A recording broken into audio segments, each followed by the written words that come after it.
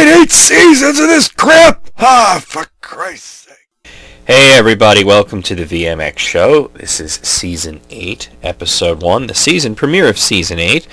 I do have a guest coming on a little bit later in the show. A fellow by the name of Jazzmaster came by to talk about his Doom Megawad that he's been working on, 32 over 32. Now, it's been quite some time since Season 7. Usually I would do the show and then take a few weeks off and then just do another season right then. But I adopted a 3-season sort of schedule where I would do the VMX show, and then I would do the Gamer's Encyclopedia, and then I would do 10 Facts, and then I would loop right back around to the VMX show. So, that took a while, and actually this was supposed to start 2 or 3 weeks ago, but, shit came up constantly. So finally getting the VMX show out is kind of a big deal. Especially since I know a lot of you guys have been looking forward to it since you've been asking me about it, and, that's cool and everything. And of course, after the 12 episodes of the VMX show, we'll be going right back into the Gamer's Encyclopedia Season 2, which I know a lot of people are going to be very excited about. Now, like I said, so since it's been such a long time, I'm going to go back to the last episode of Season 7 and answer your questions and comments and things. Just keep in mind that it's been a while, so I don't know how much of this stuff is still going to be relevant, but let's go through it anyway. And, there goes the heater. Can't always wait for that to not be going when I record because it's the dead fucking cock-ass of winter. And, it's cold, so the heater comes on quite often to keep it nice and warm and toasty in here, which it is very comfortable in here. But I'm sorry for the background noise. I'll try to edit it out as much as I can, but it's not the easiest thing to do in the world when it's going to come on and off during the show. But anyway, let's go through the questions and comments. There's not a whole lot of them, like I said, but let's go through them. Let's see, Mark Lindstrom says, you go to a restaurant, order a turkey club, it comes rotten, and when you complain, the waitress asks if you want something else. Yeah. I want something else since the turkey club failed to kill me. Well, yeah, I guess I told that story. That was just gross and disgusting, and just kind of thinking about it makes my stomach kind of turn a little bit. But, that place, they didn't last long. They went out of business pretty shortly after that. Went through a couple of changes. Now it's a Chinese restaurant. It's actually pretty good now, though I haven't been there in a while. But it's a Chinese buffet, which is something I used to avoid at all costs, because when I was a kid, my parents would take me to Chinese buffets, and I always just found them to be really gross. And then eventually we stopped going to them all because, this one we get sick, that one we get sick. When they opened one here, we decided to try it out, and it's actually pretty good. So it does happen. PowerStars321 says, when I heard Gamer's Encyclopedia, I jumped in my chair and clapped. Well, I'm glad you were excited about it, and as a matter of fact, now that the season of Gamer's Encyclopedia, the first season of Gamer's Encyclopedia has come and gone, you'll have to let me know how you enjoyed it. Jeremy Full says, I'm almost proud to have Necro indirectly call me a douche for liking techno. Almost proud. Okay, that's very strange. What's almost pride feel like, I wonder? It's very fucking strange. Alright, moving on. The Evil Adventurer says, sorry for the rubbish comment last time. Have you ever heard or played Skywind or More Oblivion, in which they use the quests and environment placement of Morrowind, but then have in-run in the Skyrim or Oblivion engine, as well as update the graphic to Skyrim quality? Like it needs updating, right? Seriously? Also, Bethesda asked for the mod to be removed, even though you need both Morrowind and Oblivion Skyrim to play the mod, and it uses files and assets. Honestly, why would I do any of that? I mean, if I wanted to play Morrowind stuff, I'd play Morrowind. If I wanted to play Oblivion stuff, I'd play Oblivion. And Skyrim doesn't need a graphical overhaul. That's a ridiculous thing. I mean, seriously. Wow. Chris Parker. Oh, he's replying to somebody else. Don't do that, guys. Honestly, let me reply to the comments. Don't reply to the comments, because that just makes it confusing when I'm trying to read them out. Okay, so next is B-Boy187 Skills. Says, thanks for the reply. Wasn't aware that it was Nintendo publishing Bayonetta. I know Sega published the original. So now you mention it, makes sense that it's going to be exclusive. Yeah, Platinum Games wanted to make a sequel, but the original actually didn't sell that well. So there you go. Spartan MK47 said, as Family Guy said it better, Star Wars a long time ago, but somehow in the future. Except that it's not in the future at all, and anybody who thinks that is an idiot. Moving on. That definitely the people who make Family Guy are idiots. I don't know how they get away with making that show for so long. So sick of it. I was happy when they killed Brian off. First off, because he was my least favorite character on the show. I shouldn't even say least favorite, because I don't have any favorites, because I just don't like Family Guy. Haven't in a very long time.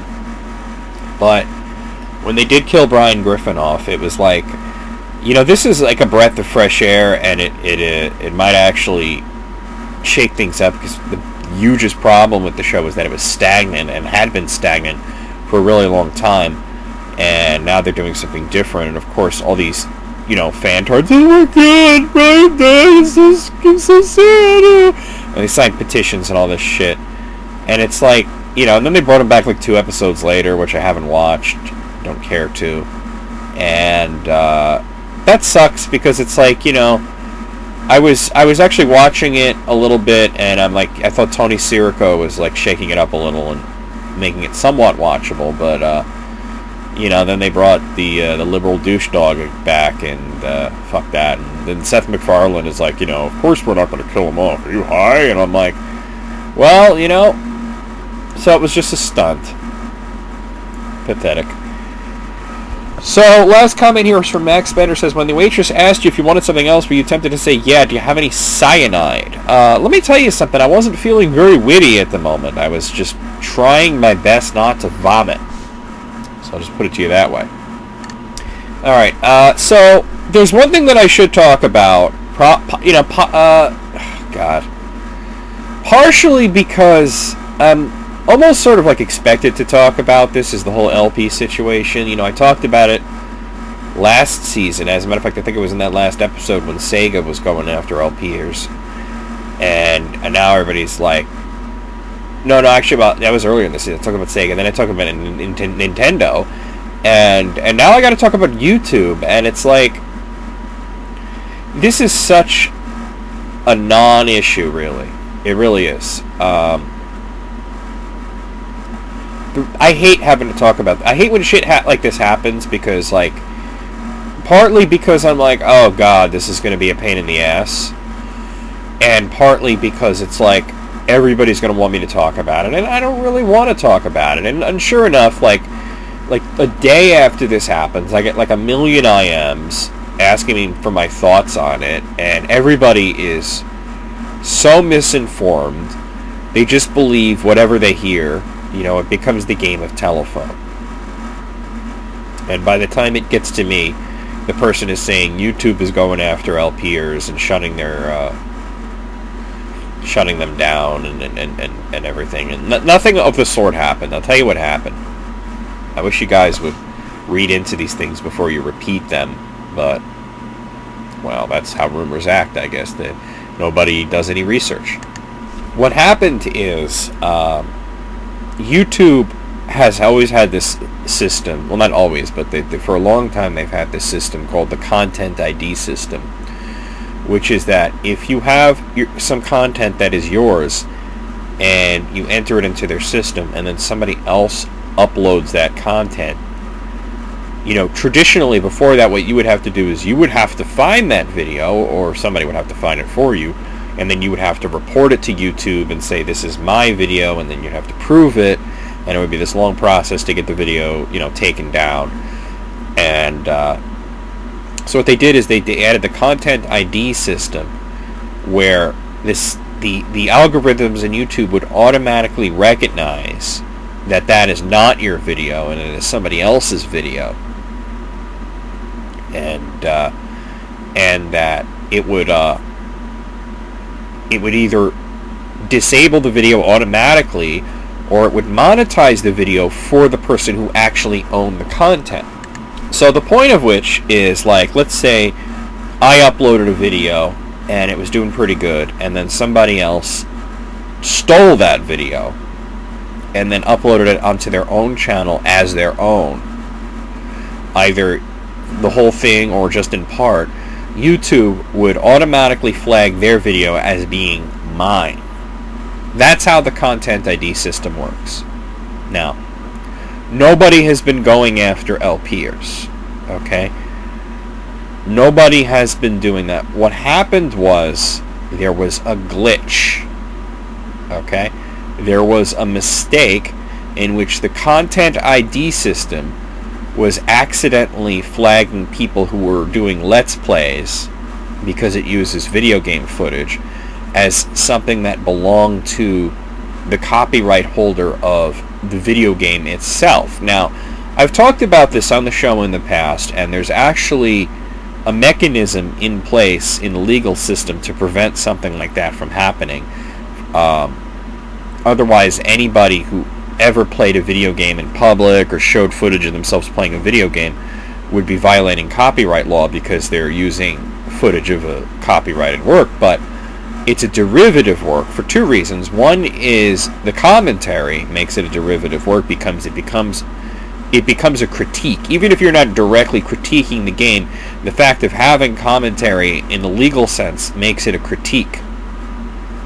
The second thing that makes it a derivative work is that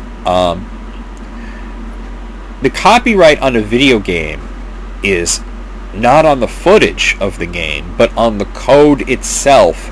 Because if you play a video game, somebody else plays it, they're going to play it differently. Everybody that plays a video game, the footage is going to be slightly different. So the only way that you're stealing footage is if you literally do that and you steal footage. You download it from somebody's channel and then upload it onto your own. But copying what they do in sense of playing the same game is not stealing footage. It's a derivative work of the original copyright holder. And that's completely legal. But the way the Content ID system, it's automated, and there was a glitch. And if you guys notice, this is already fixed. This isn't even happening anymore. They fixed it. Because even people who were uploading their own games, like footage of like trailers and shit, were getting those claims against themselves sent in their own behalf. So obviously it was a mistake. But of course everybody's like, YouTube's going after LPs!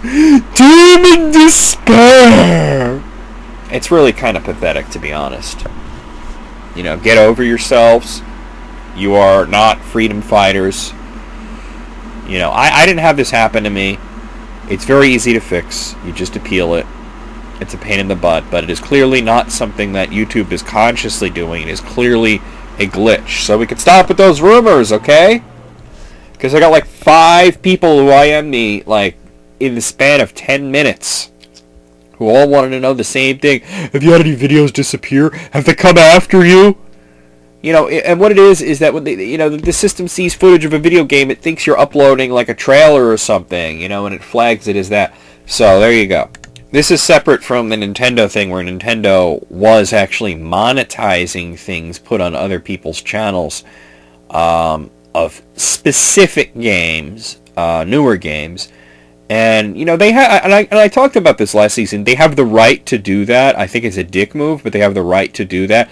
I don't think they're doing it anymore because it wasn't doing them any favors. So there you have it.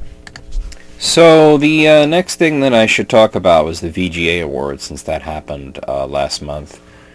And that was kind of a joke. I hope none of you guys wasted your time watching it, because it was pathetic. It always is, but this was a particularly egregious example of why this kind of thing isn't going to work anytime soon, which is kind of sad. But it was just douchey. It was really douchey. But let's go through the winners, and I'll talk about it briefly and what I think of it. Alright, so most anticipated game.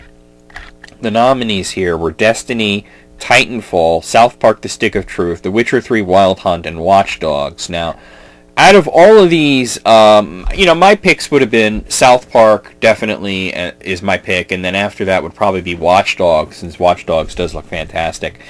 Titanfall actually won. Now, I actually had heard the name Titanfall, but I hadn't seen it or known anything about it, so when it won the award, I decided to look into it, and I saw the trailer, and it looked really cool. And this is coming out for only Microsoft consoles. It's coming out for Xbox 360, Xbox One, and Windows. And I was like, well, I could get the Windows version. That would be cool. And I was looking at it. I was like, yeah, this looks cool. It's a first-person shooter with like a lot of verticality, like, you know, rocket boosts and that kind of thing. And then I looked into it a little further and I found out it's online co-op only. There's no like campaign really. I mean, there sort of is. There's the mission, but you got to do it with other people. And I'm like, you know, fuck that. Who cares? You know, I don't know. Now I'm a lot less interested. Probably won't get it. I think South Park is probably the most anticipated game. It's just that it's been delayed so many times that people are like kind of getting wary of anticipating it. Same thing with Watch Dogs, really, because Watch Dogs was supposed to come out in November, and it's January, and we're still waiting. So there you go. So let's see. Character of the Year. Now we had Lara Croft of Tomb Raider, Trevor Phillips of Grand Theft Auto 5, the Lutece twins of BioShock Infinite, and Nai and Nya from Brothers: A Tale of Two Souls. Tale of Two Sons, rather. It's Tale of Two Souls is something completely different. None of these really jumped out at me. I mean, the Lutece twins won from BioShock Infinite, probably because it was BioShock Infinite. You know, whatever. That's not. I mean, why not Elizabeth from BioShock? Why wasn't she nominated? She was clearly the best character in the game, so that was kind of weird. Best mobile game, we had Angry Birds Star Wars, Infinity Blade 3, Plants vs. Zombies 2, It's About Time, and Ridiculous Fishing. Plants vs. Zombies 2 won. Now this pisses me off because I know that the original Plants vs. Zombies started as a mobile game and then it came to like every platform imaginable. It was on PC, it was on DS, it was on iOS, it was everywhere. And now Plants vs. Zombies 2 is finally out and it's only on mobile. You can get it for iOS and Android. That's it. And I'm not even sure it's on Android, to be honest. Hasn't come to PC. I want to play it. Bring it to PC. I was a big fan of the original. I did an LP of it. Why can't I play it? I don't fucking play mobile games. Mobile games are for douchewads. Alright, moving on. Jesus fucking Christ.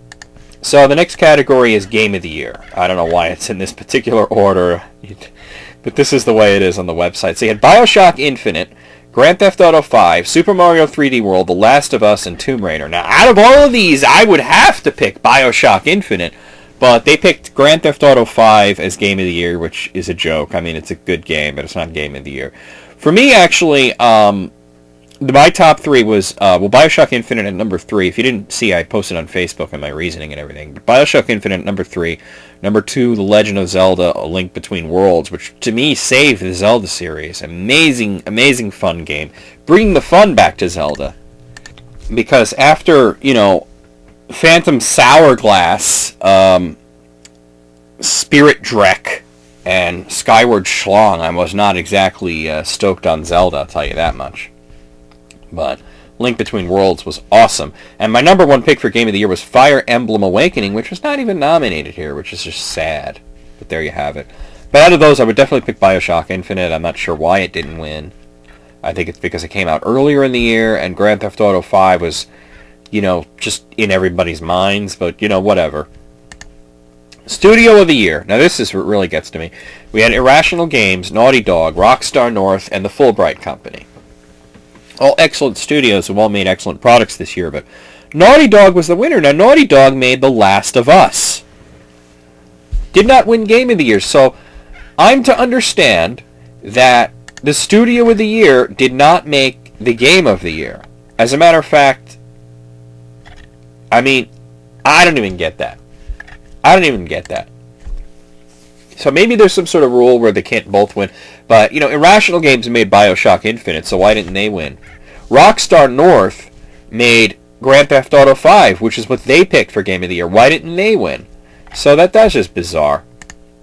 Okay, so Best Shooter, Battlefield 4, BioShock Infinite, Call of Duty Ghosts, and Metro Last Light. Now, out of these, I've only played BioShock Infinite and Call of Duty Ghosts. They were both great games. BioShock Infinite was the better game, and it did win Shooter of the Year, which I'm glad for. Haven't played Metro Last Light, although I've been hearing good things. Let's move on to the next category. Oh boy. Okay, so here we have Best Action Adventure Game, which really just means Best Action Game. I don't know where they get the adventure part of these, because none of these are adventure games. I mean, maybe Tomb Raider, but here we have Assassin's Creed 4 Black Flag, Grand Theft Auto 5, The Last of Us, and Tomb Raider. The winner Assassin's Creed 4 Black Flag. Now, I don't get that. Grand Theft Auto 5 was Game of the Year, but it wasn't Action Adventure Game of the Year? Weird. I would have personally, out of these 4, would have picked The Last of Us, by the way. Or possibly Tomb Raider. Tomb Raider was good. Best sports game, FIFA 14, MLB 13 The Show, NBA 2K14, and NHL 14. NBA 2K14 won, or as I call it, command not recognized. It's an in-joke, sorry. Okay, best indie game. This was interesting. We had Gone Home, Kentucky Route Zero, Papers, Please, and The Stanley Parable. All these excellent products. All these you should check out. Gone Home was the winner. That was the Fulbright company. But you should definitely check out Kentucky Route Zero and Papers, Please, and The Stanley Parable as well. All good games. Best RPG. It's getting a little weird, but here we have Final Fantasy XIV Online, A Realm Reborn, Fire Emblem Awakening, Ni no Kuni, Wrath of the White Witch, and Pokemon X and Y versions. They won. It was Wrath of the White Witch, Ni no Kuni that won. Fire Emblem Awakening was definitely the best game of the 4, but I'm not so sure you'd really call it an RPG. It was a strategy game. Strategy RPG? I don't know. It's a bit of a crossover there. Best fighting game, we have Dive Kick, Injustice Gods Among Us, Killer Instinct, and Tekken Revolution. As you can see, it was sort of a lean year for fighting games. Definitely Injustice deserved to win, and I'm glad that they did. Kind of surprised that Skullgirls wasn't nominated. Best driving game, F1 2013, Grid 2, Forza Motorsport 5, and Need for Speed Rivals. It's like, just pick one. Forza 1, whatever. Best DLC, that's downloadable content. They had Borderlands 2, Tiny Tina's Assault on Dragon Keep, Dishonored, The Knife of Dunwall, Far Cry 3 Blood Dragon, and Mass Effect 3 The Citadel. The Far Cry 3 Blood Dragon one, that's not a surprise. That was like a big... The 80s just skied it all over that one. Kind of surprised they didn't nominate the DLC for Bioshock Infinite, though. Best Xbox game. Once again, it gets weird. We have Bioshock Infinite, Brothers: A Tale of Two Sons, Grand Theft Auto 5, and Tomb Raider. Now, would the winner be Grand Theft Auto 5, which won Game of the Year? No. Would the winner be Bioshock Infinite, which was nominated for Game of the Year? No. No, the winner would be Brothers: A Tale of Two Sons, which was not nominated for Game of the Year. So it was the best Xbox game, but it wasn't good enough to be nominated for Game of the Year. You could see why I say this is a joke. Best PlayStation game. We have Grand Theft Auto 5, Rayman Legends, The Last of Us, and Tomb Raider. Once again, it's not Grand Theft Auto 5, which was Game of the Year. It's The Last of Us. So there you have it. So you really can't sweep the award show, it seems. Best Nintendo game. We had Pikmin 3, Rayman Legends, Super Mario 3D World, and The Wonderful 101. All these are good games. Super Mario 3D World is the clear winner. Shocked that Zelda didn't get nominated. It might have been released a little too late for them, so we might see it next year. But then, of course, if that's the case, then it won't win, because there'll be something that'll come later that'll be more fresh in their minds. So there you have it. Or maybe Nintendo will release something better. Who knows? Okay, so best PC game, we have Battlefield 4, Gone Home, Papers, Please, and The Stanley Parable. Notice that it's Battlefield 4 and then 3 indie games. Weird. But Gone Home did win, so there is that. I'm glad that Battlefield 4 didn't win, because, not much against the series, but Battlefield 4 fans, they all wear socks with sandals. They all breathe exclusively through their mouths. And they usually wind up marrying their cousins. I don't know, it's a weird thing. Don't know what the correlation is. So best handheld game, Animal Crossing New Leaf, Pokemon X and Y versions, Tearaway, and The Legend of Zelda Link Between Worlds. So, how come... And that won! Zelda won! So it wasn't too new. But it wasn't good enough to be best Nintendo game, but it's good enough to be best handheld game, which is a much broader spectrum. But not good enough to be nominated for Game of the Year, either. Weird. It is the best game out of the 4, so there you have it. Okay. Best casual game. Animal Crossing New Leaf, Disney Infinity, Plants vs. Zombies 2, It's About Time, and Skylander Swap Force. Animal Crossing New Leaf took it. I haven't played any of these, but Animal Crossing New Leaf did make a huge splash when it came out for the 3DS, so I kind of understood that. Best voice actor, and I love this. Troy Baker was nominated for his role as Joel in The Last of Us. Troy Baker was nominated for his role as Booker DeWitt in BioShock Infinite. Stephen Ogg for his role as Trevor Phillips in Grand Theft Auto 5. And Willem Dafoe was nominated for his role as Nathan Dawkins in Beyond Two Souls. Troy Baker won. Did he win for BioShock Infinite, or did he win for The Last of Us? He won for The Last of Us. He also could have been nominated for Injustice. He played the Joker in that. And Batman Arkham Origins. This guy is all over the place. He's not playing Batman in the Lego movie, though. That's kind of surprising. Best Voice Actress. This is where I get aggravated here. Ashley Johnson was nominated for her role as Ellie in The Last of Us. Courtney Draper was nominated for her role as Elizabeth in BioShock Infinite. Camilla Luddington was nominated for her role as Lara Croft in Tomb Raider. And Ellen Page was nominated for her role as Jodie Holmes in Beyond Two Souls. The winner was Ashley Johnson as Ellie, who is not Ellen Page, just looks like her. But, what? Not Courtney Draper. Really? Wow. Wow. What a dick. Best soundtrack, BioShock Infinite, Grand Theft Auto 5, Ni no Kuni, Wrath of the White Witch, and The Last of Us. Now, I mean, the one game that shouldn't have been nominated at all here won. Grand Theft Auto 5. Should not have been nominated for Best Soundtrack. It is all licensed music. That's cheating. I could take a bunch of awesome songs, from like radio and just throw them into a soundtrack and have the best soundtrack. Never mind people that actually write music for the games. I'm not saying that it's wrong to do that. I'm saying it's wrong for them to be nominated for Best Soundtrack. Best Song in a Game. ADHD, performed by Kendrick Lamar in Grand Theft Auto 5. Sleepwalking, performed by the Chain Gang of 1974 in Grand Theft Auto 5. Survival, performed by Eminem in Call of Duty Ghosts. And Will the Circle Be Unbroken, performed by Courtney Draper and Troy Baker in BioShock Infinite. And that was the clear winner there. So there you go. Alright, so that's it. That's the awards there. As you could see, it was a bit of a mess. Some people went home with awards they shouldn't have. Some people did not get awards when they should have. It's just, it's just one of those things. I don't know. And by the way, most anticipated game, character of the year, and best mobile game were all voted on by people on the website. The rest of those were all chosen by, I don't know, I guess by Spike TV. I really don't know who chooses those. So there you have the Academy, so to speak. So anyway, let's get our guest in here. Let's do that.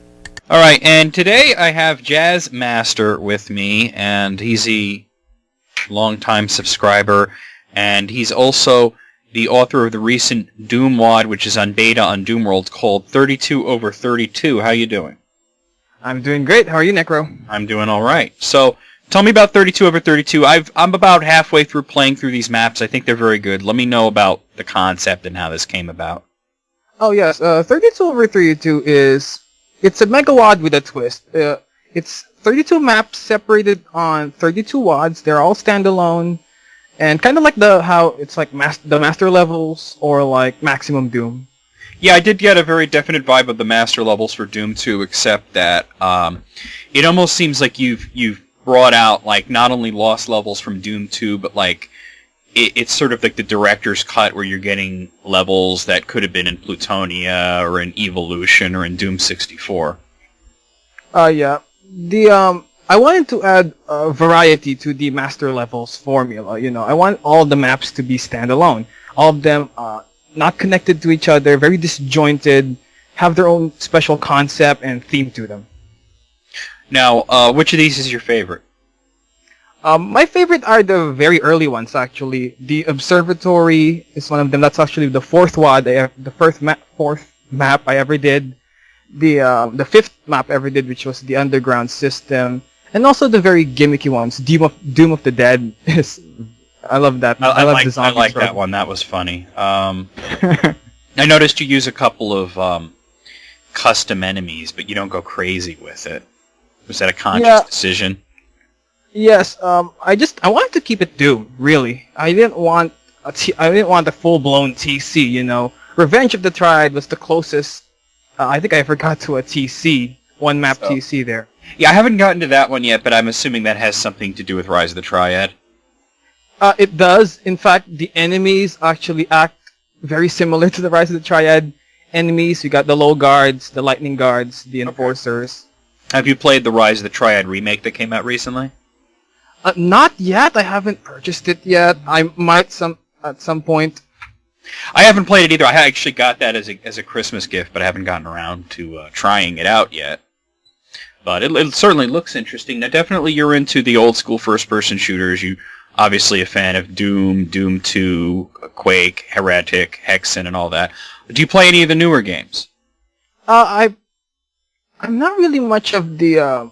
Well, since my rig is not very good, a lot of modern games won't work right on it. I see. I did play Call of Duty 2, Call of Duty 1. The Medal of Honor games are also pretty good.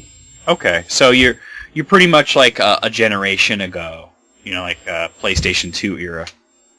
Yes, very. Comes yes, to newer that games. era. Okay. Yeah. Well, there's nothing wrong with that. I hope you get a new computer sometime soon. Hey, We'll see. You also made the War of the Abyss map that I played on YouTube, which Oh yes. my CEO, Tanya Botello at Kazara Studios, watched me play it, and she was blown away. Not really blown away by the amazing map, although it was a good map, but blown away that somebody made a map based on Chronicles of a Dark Lord. Now, what brought that about? Well, I was watching your video of the demo for War of the Abyss. Yes. And so like, you know what? It just on a whim. Let me go ahead and try to do the symbol on like a little map over here. Yeah, you posted that to me on Facebook, and I immediately shared it with the entire team, and they dug it. They thought it was really cool. Well, thank you. Well, then, you know, I was currently working on another map. I was like, you know what? Let me go ahead and merge this other map with this map, and it ended up actually not becoming the map that was merged with it. Actually became its own thing, and that became War of the Abyss. It seems that you do this all very quickly. Yes, speed mapping is what it's called. The stipulation for 32/32, which was a hidden stipulation, was it needs to be finished within like under 48 hours. Oh, I see. So that's why they're all pretty small maps. They're all pretty contained. There's Yeah, you know what the upcoming one. Oh, I'm sorry. It kind of reminded me of what was that map called? I got to bring up my Doom folder now. There was a map that it was a megawad, 32 maps. Some of them were standalone, but it could be played all in one thing. And the stipulation for that was that all of them had to be 1024 by 1024. Oh, 1024 claustrophobia. Yes. Is that what it was? It's congestion 1024. Congestion 1024. That's what it is. Yeah. And I enjoyed that greatly because as much as you like the larger, more ambitious maps, I think it shows some degree of talent to be able to do something with a small area or do something in a small amount of time and still have it be fun. Yeah, I actually tried to do a 1024 map, and it wasn't as good as I thought. It wasn't very easy to make, really. No, it's not easy because it seems like a lot of space until you actually try it, right? Yeah, in the 1024 was like a 1-minute map, and I failed to use the space, actually, according to some mappers. Oh, well, there you go. I mean, of course, like, a thing about congestion 1024 is those are all very experienced guys working on that. You're fairly new to this, aren't you? Yeah, just about, like, September, right? Just September I started mapping. What do you think? What are some of the mappers that you look up to and some of the WADs that you think are the best? Oh, my all-time favorite mapper is, of course, the Casali brothers who made the Plutonia experiment, and also the some maps from TNT Evolution. They're outdoorsy, very natural maps. I really like that. Yeah. Anybody else? Eric Alm, who made the Scythe series. Scythe 2 is my favorite. Scythe X. Very much like the Scythe and Scythe. Was there a third one, Scythe X? Yeah, Scythe X. Try that out. Is very tech-basy. Not a lot of gothic themes or hellish themes on there, which kind of, I won't say disappointed me, but it's really not as much variety as the other Scythe games. But I see. Yeah. I like trying to emulate that tech-based type, which is one of my favorite things to make. I'll have to try that Scythe X. I didn't even know there was a third one. I kind of fell out of the scene for a while and have recently became interested in it again. Well, Scythe X is, I would recommend it. Now, what is the worst WAD that you've seen? Really? I really try to avoid... There's some crap out there. There are some crap. Terry wads suck. Very badly. Yeah. And, well, I really just try to avoid all the crappy ones. If someone says, oh, this map's crappy, I try to avoid it. Well, like, was there anyone that you were just like, maybe this will be good, and you play it, and it's like, oh, this is bullshit? Well, TNT, no. Well, it's really not on the top of my head, no. Okay, alright. Anything else you want to talk about? Okay, yeah. You mentioned a while back that about heretic mapping, and actually Yes. Oh yeah. With heretic, I haven't played a lot of heretic, though I did try to dabble into mapping for it. Yeah. 32 over 32 was originally the intention was to create 32 maps for like the entirety of the WADs, like from Doom to So Heretic. everything in the engine, in other words. Yes. Yeah. It didn't quite work out the way I wanted to. The Heretic maps was meh. The Strife maps, I didn't know what the hell the monsters did, so I didn't play Strife very much. And it's an RPG, so Strife doesn't really lend well to the mapping style that I'm used to, which is more of a straight run-and-gun shooter. Nothing wrong with that. And also, the Hexen... What I wanted to do with the Hexen engine was to make it more like Heretic or Doom, where it's just a straightforward shooter. We talked about that. We talked about that yesterday, where Hexen had some great ideas and had a great sort of modified engine, but the actual gameplay, they were trying to do like sort of a 3D Metroid, and it didn't work out that well. Yeah, it's kind of sucks if there's no indicator of where you need to go. Exactly. I found that because I played Hexen multiple times, and a lot, even having played through it a bunch of times, it's still like, okay, I hit that switch. What did that do? Yeah, that's actually the same feeling I had with a Doom mod called Eternal Doom, which is the same thing. The maps are like huge as shit, and then I flick a switch, and it's like no indicator of what wall went down, what door opened. It really just me running around the map for 10 minutes. Yeah, Doom has a couple of moments like that, but they're usually very cryptic secrets and things like that. With Hexen, it was the actual gameplay was like that. Yeah, you had to jump from one map to another and expect, this wall to move. So, so you've dabbled in Doom WADs and things like that. Have you dabbled in any other kind of game design? Yes, before I went to, I went with Doom Builder. I was actually making some Game Maker games. I did some Wolfenstein clones a while back. So everything's a first-person shooter with you, huh? Everything's a first-person shooter with me because that's what I love to do. It's really, it's I don't see myself doing other games. It's because the first-person shooter is like, how do I say this? I don't know. It's just this is the genre that I love to map for, really. Well, I can understand that, and it's a genre that I particularly like to play. People are often surprised by that because they see me as being, such an RPG guy, and that is true. But I like all kinds of games, really. Yeah, it's just you have a strong affinity for FPSs. Yeah, I do. And I actually use other like more modern FPS actually influenced my Doom mapping.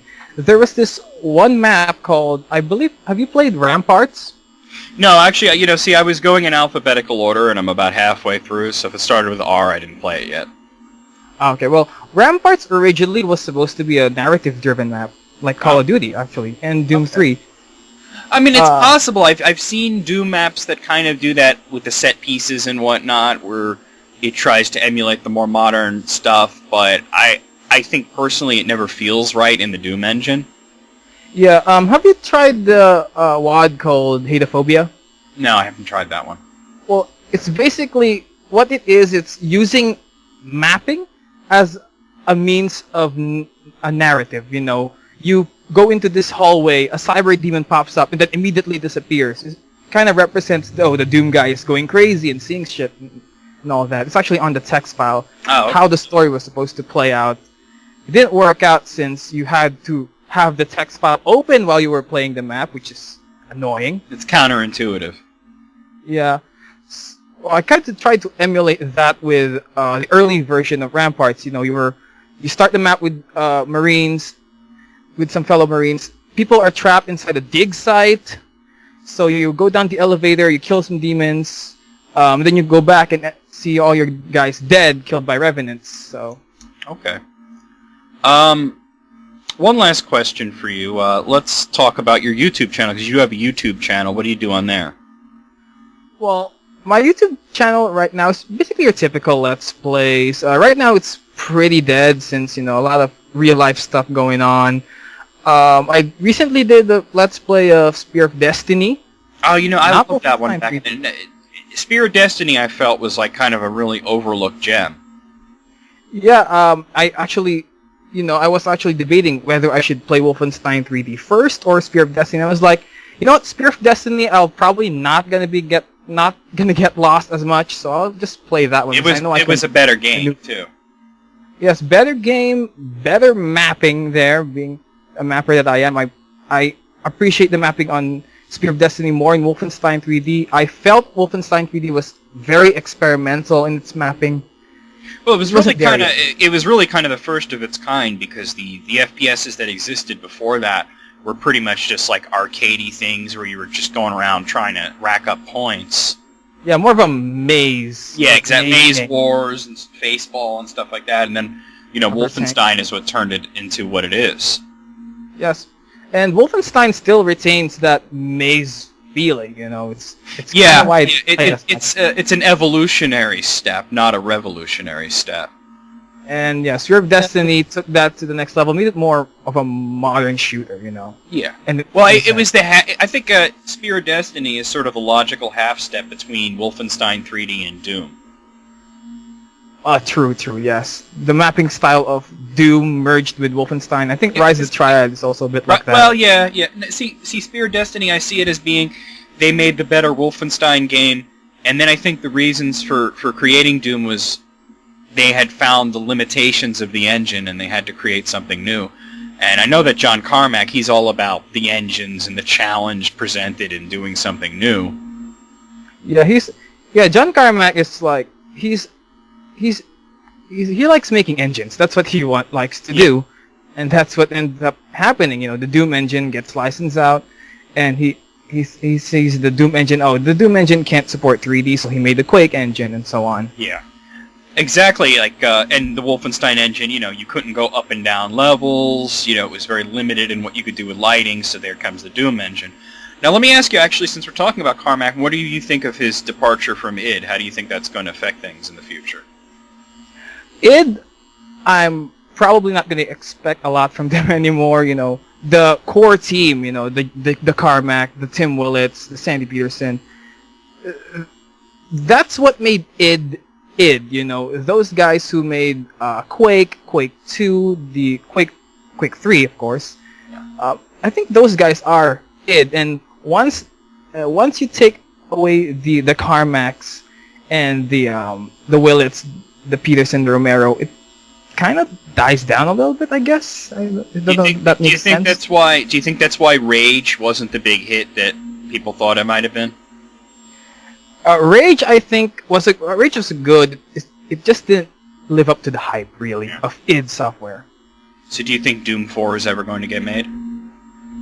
If it's ever made, it's going to be really hyped up, and it's not going to be as good as people hope it will be. Well, do you think that's kind of what happened with Doom 3? Because Doom 3, it was a good game, I think, but it definitely did not live up to the huge amount of hype that was given to it. Yeah, Doom 3, me personally, I like Doom 3. I think a lot of people... Yeah, I liked it too. I didn't like the BFG edition so much, but I did like the original release. Oh, yeah. Doom 3 is such a departure from the original Doom. I think that's what threw people off a little bit. It's like, it's dark, it's atmospheric. Okay, Doom had that. It's a little more System Shock than Doom, I thought. Yeah, more System Shock, less of the run and gun. I jump into this ledge, I jump to another ledge and shoot imps mid-air. It's less about that, actually. Yeah. I liked it for what it was, but I think that it was the signs that it wasn't the same company that it used to be. Oh, true, but it still had the id where it's very the lighting effects, the engine work. Again, the engine was phenomenal. Absolutely. Quake 4 was absolutely great because of the lighting effects on it. All right, well, we gotta get out of here. So thanks for coming along. Glad to be here, Necro. All right, and we'll just get back to the show then. Okay, so a really big thanks to Jazzmaster for coming along, and he talked about his Doom mod. That was very interesting. And now we're going to go to the ass end of the show. I don't have much news to talk about, which is why I kind of avoided that. Next week we'll do like the regular news segment, but I will do the what I end every episode with is the sales charts and stuff like that. So let's get over there and do that. Now right now it's currently January 5th. So we're looking at actually the top sellers for the week ending in December 21st. Like I said, there is some delay there. So let's look at the top 10 best-selling games in America for the week ending in December 21st. At number 1 was Call of Duty Ghosts for the Xbox 360, which sold 373,036 copies. Just Dance 2014 on the Wii sold 314,276 copies. Grand Theft Auto 5 for the Xbox 360 sold 271,556 copies. Call of Duty Ghosts on PlayStation 3 sold 209,888 copies. Grand Theft Auto 5 on the PlayStation 3 sold 199,431 copies. NBA 2K14 on the Xbox 360 sold 195,413 copies. Madden NFL 25 for the Xbox 360 sold 164,855 copies. Pokemon X and Y versions for the 3DS sold 155,977 copies. Battlefield 4 for the Xbox 360 sold 139,838 copies. And Super Mario 3D World for the Wii U sold 125,252 copies. In Europe, the top-selling game was Call of Duty Ghosts for PlayStation 3. It sold 187,588 copies. Just Dance 2014 for the Wii, 181,757 copies. FIFA 14 for PlayStation 3 sold 175,733 copies. The PlayStation 4 version slightly behind with 162,945 copies. Gran Turismo 6 on PlayStation 3, 161,553 copies. Grand Theft Auto 5 for PlayStation 3, 152,277 copies. Call of Duty Ghosts for Xbox 360, 139,432 copies. Pokemon X and Y versions for 3DS, 131,383 copies. FIFA 14 for Xbox 360, 130,208 copies. And Assassin's Creed 4 Black Flag sold 129,186 copies. Just had a weird moment. Somebody just IM'd me saying, "Hi, I'm one of your subscribers," and my chat client completely crashed. I just had to bring it back up. So, sorry about that, whoever that was. Well, maybe they'll IM me again. We'll see. Okay, so in Japan, the top-selling game was Puzzle and Dragons Z on the 3DS. That sold 261,155 copies. Pocket Monsters X and Y version, it's 220,257 copies. That's on the 3DS. Wii Party U on the Wii U sold 131,670 copies. Shin Gundam Musu on the PlayStation 3 sold 122,639 copies. New Super Mario Bros. U on the Wii U sold 114,019 copies. Dragon Guard 3 on PlayStation 3 sold 111,254 copies. Super Mario 3D World on the Wii U sold 88,699 copies. Shin Gundam Musu on the PlayStation Vita sold 50,414 copies. Animal Crossing Jump Out on the 3DS sold 42,319 copies. And Monster Hunter 4 on the 3DS sold 40,169 copies. So worldwide, globally, the top seller was Call of Duty Ghosts for Xbox 360, followed by Just Dance 2014 for the Wii. Pokemon X and Y was after that. Call of Duty Ghosts for PlayStation 3. Grand Theft Auto took the next two spots. First, the Xbox 360 version and the PlayStation 3 version slightly behind that. Super Mario 3D World, New Super Mario Bros. U, FIFA Soccer 14 and Gran Turismo 6 rounded out the global top 10. Now for hardware, in North America, the top-selling console was the 3DS. 414,705 units were moved there. In second place, the PlayStation 4, 318,244 units sold. In third place was the Xbox 360, 285,086 copies sold. After that, the Xbox One, 258,748 copies sold. The Wii U, 130,323 copies sold. PlayStation 3, 113,914 copies sold. The Wii, 47,944 copies sold. The Vita, 39,510 copies sold. The DS, 12,140 copies sold. The PlayStation Portable, 7,029 copies sold. In Europe, the big winner was the 3DS.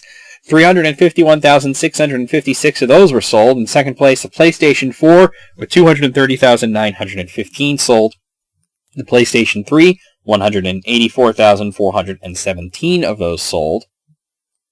The Xbox 360, 99,016 sold. What would be next? Xbox One, 78,528 of those were sold. The Vita, 67,023 of those were sold. The Wii U, 59,055 of those were sold. The Wii, 50,657 were sold. The PSP, 48,805 of those were sold. And the DS, 11,120 were sold. In Japan, now in Japan, I do not have data for PlayStation 4 and Xbox One, so those are not included in this. The big winner in Japan was the 3DS. 240,390 of those were sold. The Wii U, 114,516 were sold. The Vita, 51,670 were sold. Vita, 51,670 sold. Then the PlayStation 3, 24,058 were sold. The PSP, 8,885 were sold. The Wii, 2,072 were sold. Xbox 360, they sold 688 of those, and the DS, 40 were sold. Were there really 40 people in all of Japan that did not have a DS at this point? That's kind of shocking. Maybe they were replacing their old ones. Just get a 3DS already.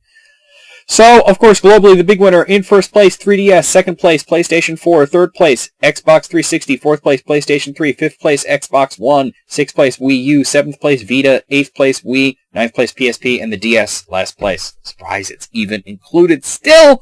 But, I mean, what a success that it's still selling after all this time. Think about how long it's been. And for the Wii, too, as well, because the Wii came around in the same time as the DS. So the fact that they're still selling them is kind of amazing. But you're going to see more and more of the new consoles. I think the 3DS is going to continue to be the number one selling console. Looks like PlayStation 4 is the clear winner of the next generation out the gate. Who knows? Because if you look at last generation, the Xbox 360 was the clear winner for a long time, but PlayStation 3 did the slow and steady catch-up game, and right now they're kind of neck and neck. So it's very possible that the PlayStation 3 will eventually have sold more copies than the Xbox 360.